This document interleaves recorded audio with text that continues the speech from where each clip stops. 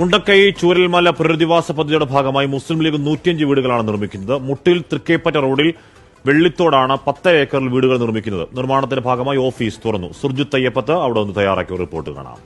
മുണ്ടക്കൈ ചൂരൽമല ദുരന്ത ബാധിതർക്ക് മുസ്ലിം ലീഗ് നിർമ്മിച്ചു നൽകുന്നത് 105 വീടുകളാണ്. 10 ഏക്കർ ഭൂമിയിലാണ് വീടുകൾ നിർമ്മിച്ചു നൽകുന്നത്.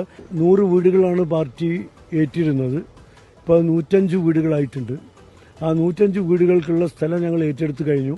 അതാണിപ്പോൾ ഇവിടെ നികത്തിക്കൊണ്ടിരിക്കുന്നത്. അതിൻ്റെ തറക്കല്ലിടൽ ക്രമം ആദരണീയനായ സെയ്ദ് സാദിഖ് അലി ശിഹാബ് തങ്ങൾ 9-ാം തീയതി ഉച്ചയ്ക്ക് 3 മണിക്ക് ഈ പ്ലോട്ടിൽ വെച്ച് നിർവഹിക്കുകയാണ്.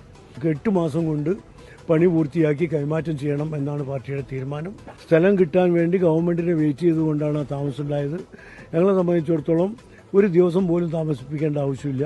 സർക്കാർ ലിസ്റ്റിൽ നിന്ന് ദുരന്തബാധിതരുടെ ലിസ്റ്റ് റവന്യൂ വകുപ്പ് സർക്കാർ ഉണ്ടാക്കിയിട്ടുണ്ട്. ആ ലിസ്റ്റിൽ നിന്നാണ് നമ്മൾ എടുക്കുന്നത്. സർക്കാരിൽ വീട് എടുക്കുന്ന ആളുകൾക്ക് നമ്മളിവിടെ വീട് കൊടുക്കില്ല.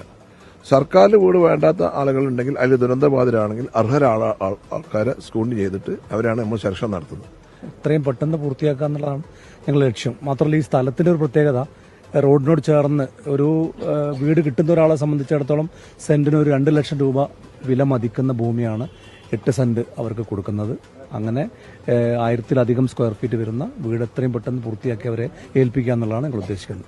എന്തായാലും കണ്ണായ സ്ഥലത്ത് തന്നെയാണ് ഇങ്ങനെ ഒരു വീടുകളുടെ നിർമ്മാണം നടക്കുന്നത് എന്നുള്ള പ്രത്യേകതയുണ്ട്. മുസ്ലിം ലീഗിന്റെ ജില്ലാ നേതാക്കൾ അടക്കമുള്ളവർ ഇവിടെ എത്തിയത് നമുക്ക് കാണാൻ കഴിയുന്നു. ഈ പ്രധാനപ്പെട്ട ഒരു സ്ഥലം തന്നെയാണ്. കാരണം മുട്ടിൽ നിന്ന് തൃക്കേപ്പറ്റയിലേക്ക് പോകുന്ന പ്രധാനപ്പെട്ട പാതയുടെ ഓരത്ത് തന്നെയാണ് ഇങ്ങനെ വീടുകളുടെ നിർമ്മാണവുമായി ബന്ധപ്പെട്ട കാര്യങ്ങളിലേക്ക് മുസ്ലിം ലീഗ് വേഗത്തിൽ തന്നെ കടന്നിരിക്കുന്നത്. മനു ദാമോദരനൊപ്പം സുർജിത്ത് അയ്യപ്പത്ത്, 24 വയനാട്.